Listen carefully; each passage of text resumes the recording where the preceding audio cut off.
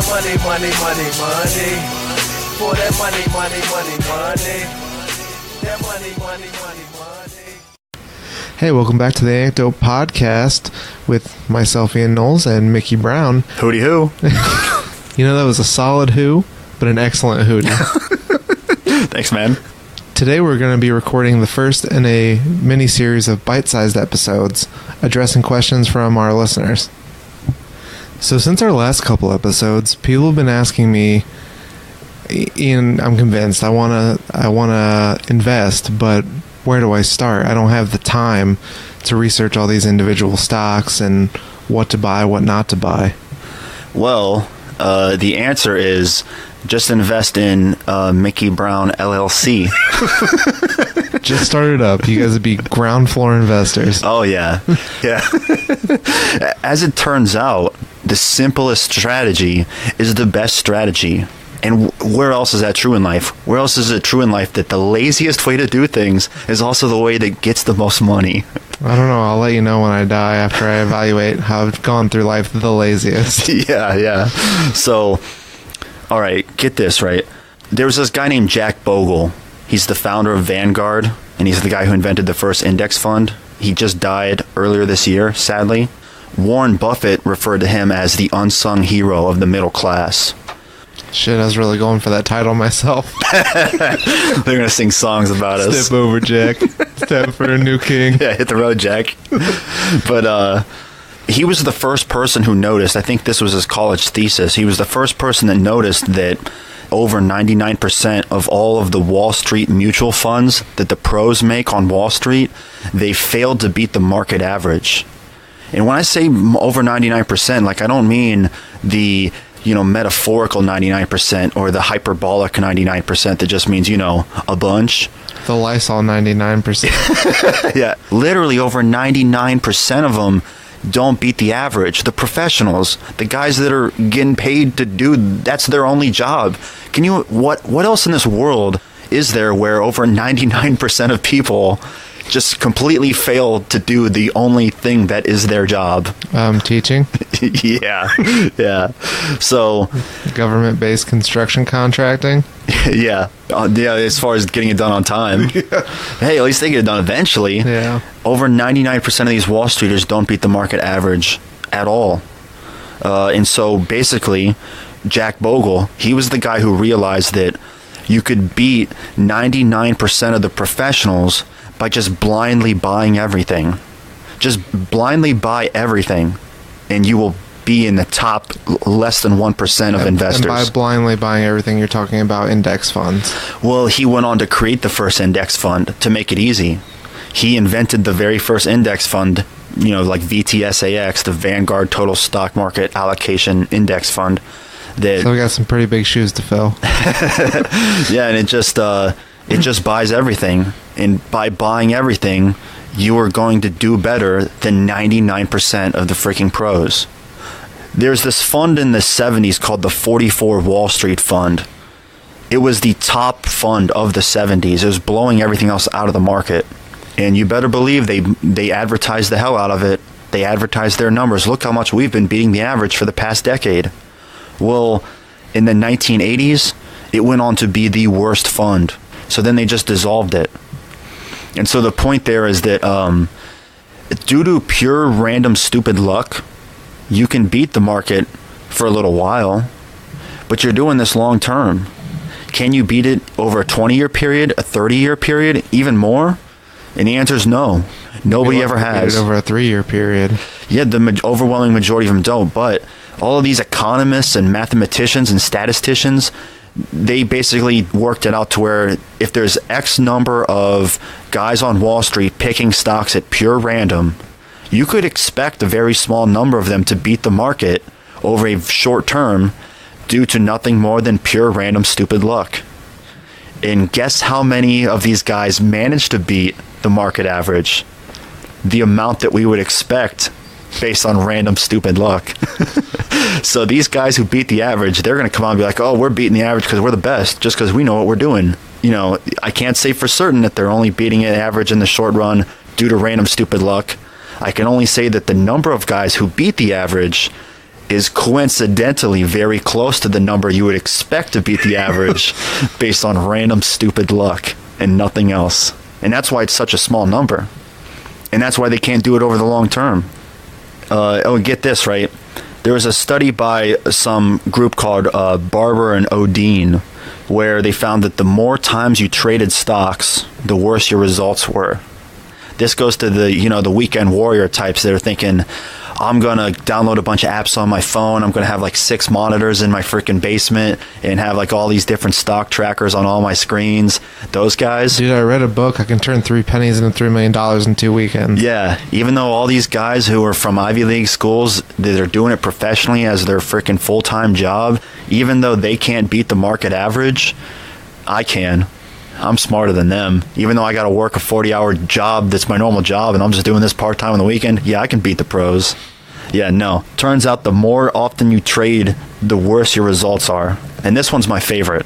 Fidelity did a study where they found out that the majority of their customers had worse performance than the funds that they were invested in.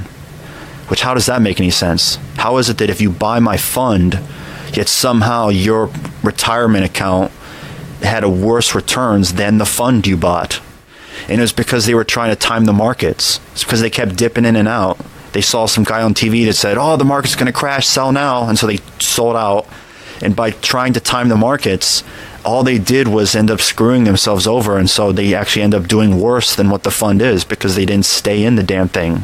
And so Fidelity found out that their best customers were dead people. Yeah, I'm not even shitting you. I don't even have a joke to make there. Exactly. That is the fucking punchline. Yeah, their best customers were dead people because they couldn't try and dip in and out and time the market. So the pros can't beat the average. The weekend warrior guy definitely can't beat the average. So just get the average. Just die. You'll always win. Yeah, my advice here is if you want to beat the average, die. Just... What you're basically saying is leave it the fuck alone. Only add, don't take away. Yeah, if you just get the average, instead of trying to cherry pick stocks, instead of trying to time the market and beat the crash, the guys who try that, they all lose. The very few that win, it's no different than pulling that lever on the slot machine. It's just random stupid luck. But you better believe one of these dummies at the casino, he hits the jackpot and he's telling himself, saying, oh yeah, man, I could just feel it, I memorized the pattern. Same with the random guy who he wins the lottery because he had a reason for his numbers. Oh, I picked this because it's my dog's birthday. Well, somebody just won the lottery. I think it was in the EU because he dreamt of the numbers. Now you're gonna have all these people who are like, I dreamed up this number. Yeah. So there has to be a reason for why there's a correlation. Because here's one of my favorite ones. I can't remember the decade it was for, but it was like for the 1980s or the 1990s or something. The best predictor of the stock market was butter production in Bangladesh. And of course, there's no actual reason. It's just a coincidence. Cows are holy. I don't see a flaw in that plan at all. Yeah. So obviously, it's just a coincidence. If you're looking for coincidences in stats, you can find them all over the place. It's like that movie 23. Self-fulfilling prophecies, and you're just like looking for the numbers everywhere. You'll make them come out of nowhere. Yeah. That's basically nothing more than superstition. There has to be a logical reason to explain why this correlation exists. Why did your strategy work? You can't just say, well, I won, and I also have a reason why I did what I did, because that's just a dumb coincidence. You're just lucky. And why would I want to try to beat the odds when I can just play the odds? Because if you just get the average, instead of trying to beat the average, you're going to beat 99% of the pros, 99% of the day traders. And you can do that very conveniently by just buying VTSAX through Vanguard. Here's another fun one. Money Magazine's recommendations from the period of 1990 to 1994, they trailed the market by 50%. So you would have gotten half the returns of everybody else if you went with Money Magazine's recommendations for that period. Dude, go with Money Magazine. I heard instead of doubling your money every 4 years, you can half it. Yeah. Here's another one. The Forbes Honor Roll. They have these mutual fund honor roll thing they publish, right? Well, they're always different.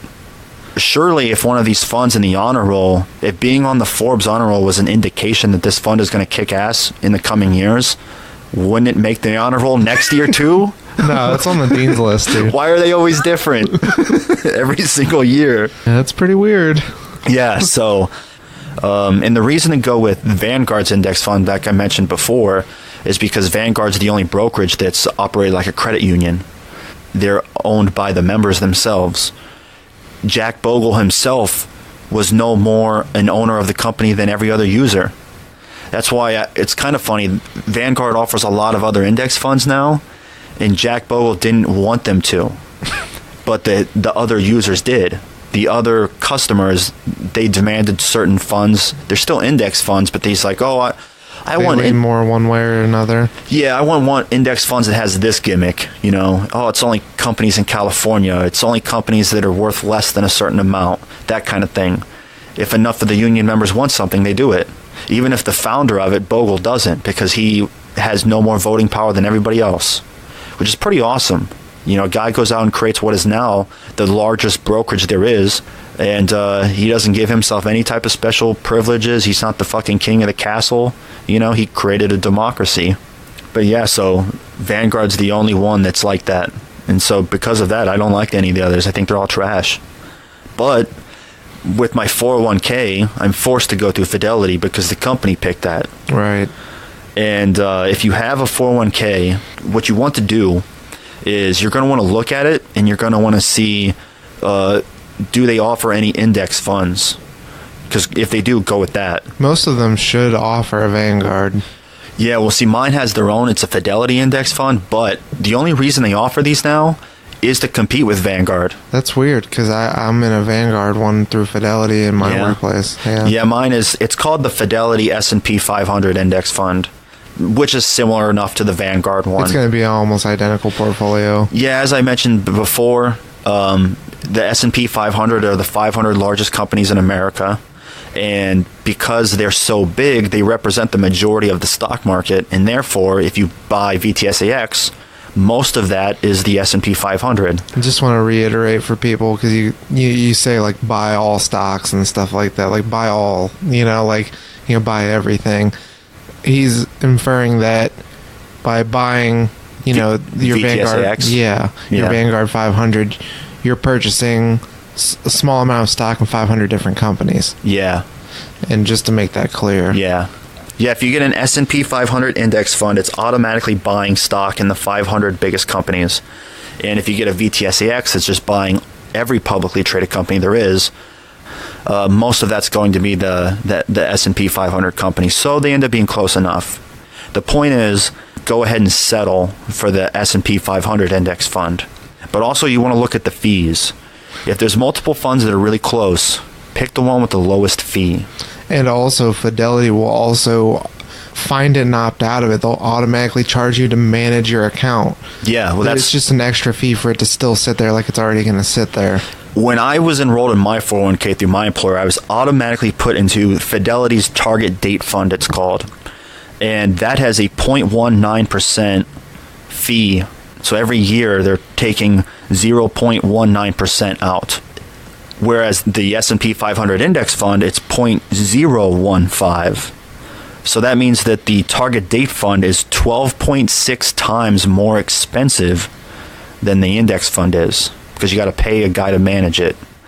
Worse yet, my company's contribution, that gets put into a fund that's named after the company. And what I suspected is, I believe that they created this fund that is just made up of their business partners. You know, if you buy our stuff, we'll add you to our fund. If we buy your stuff, we'll add you to our fund. And so every employee's contribution is actually going into my company's business partners as like it's just like a thank you letter to them, I suppose. But the fee on that is 0.6343. Again, with my index fund, it's 0.015. That means that my company's fund is 42 times more expensive. Fuck that. Yeah, and it adds up to a lot because opportunity cost is a big one, right? Whenever they charge me this fee every single year to manage that fund for me, there's the direct cost of just, here's the money we took from you. But much worse than that is, if you hadn't taken that money away from me, how much would that have grown to? Right. You know? They're killing your compounding interest in the future. Yeah, if you take $100 away from me now, out of my pocket, you didn't just take $100 away from me, you also took away the $200 that I won't have in 7 years, the $400 that I won't have in 14 years, etc., etc. Right. Then that doubles over every fucking year. It literally adds up to be tens of thousands of dollars over the course of 30 years. And they know that, and they hope that you don't know that. Yeah, because how much are you investing? The more you invest, the more you're losing by this fee. So it seems like it's nothing. You know, we're talking about 0.615 difference in the fee. And yet, because of the opportunity cost, if you compare those two funds over a 30-year period, that's tens of thousands of dollars that I won't have. It seems small, but it's not. It's huge. Well, actually, people are just trying to help businesses grow. Yeah, so basically, if you have a 401k and it's not through Vanguard, you don't have any choice but to go with anyone else. So what you're going to want to do is immediately look at what options are they automatically putting me in. Instead, put everything into the lowest cost index fund that they have, which should be the S&P 500 index fund or a total market. And they're preying on you not asking questions. Oh, yeah. I mean, they the majority don't want of you people to ask questions. They don't want you to feel safe unless you're going with some kind of assistance service. It's all a waste of time. Yeah. You're not ever going to need it. And the hypothetical issues that they're bringing up are ones that are never going to come up. They're just making up a scenario to scare you. Like, personally, when I was setting up my 401k, there was like 3 different options that meant the same thing. It meant someone else was going to manage my account that's already not supposed to be managed because it's just sitting there for like X% a year. And I just thought it was fucking wild. And then they also want to offer these fake services where they essentially just print out a graph of how your bullshit's been doing that you could do yourself. That service was like $12 a month. And I was like, dude, are you fucking insane to show me a stupid ass chart that I can already look up? You know, but people fall for this. People are like, well, better to be safe than sorry. But they're just like Netflix and Spotify. It's death by 1,000 cuts, like you said. And just think about the beauty of the fact, though, that the simplest strategy is also the one that makes the most money. The one where I just buy a single fund. I don't spend any of my time trying to cherry pick stocks, trying to research these individual companies, trying to time the market. I just buy VTSAX and then I let it sit and I don't do anything. And I'm going to make more money than all these people who are wasting all this time and energy trying to beat the average and failing. No, Mickey, there's no way. You have to move around fast to get work done. Yeah. Everyone knows that. Like I said, I can't think of anything else in the real world that's similar to this, where the lazier you are, the more money you make. So much so that dead people are the best customers Fidelity has. Actually, I think the biggest punch in the gut would be you walking up to a day trader and saying dead people make more money than you. Yeah. So yeah, if you have a 401k, you put in the lowest cost index fund they have. Outside of your 401k, you set up an account with Vanguard, buy VTSAX. In the next episode, we can talk about the different types of retirement accounts there are and which one you should be putting your money into first. So that's your 401k, your IRA, your HSA, these things. The rules are going to be the same. You're going to want to try to go with that total stock market index fund that has the lowest costs, but these different types of accounts that you can invest through, they have all these different tax advantages and disadvantages and all these annoying rules. So that's why I want to make that its own episode. And that's probably going to be the most boring episode we ever do, but it's very useful information. I'll try to bring my A game to interject. Yeah, it's very useful information. That money. For that money. That money.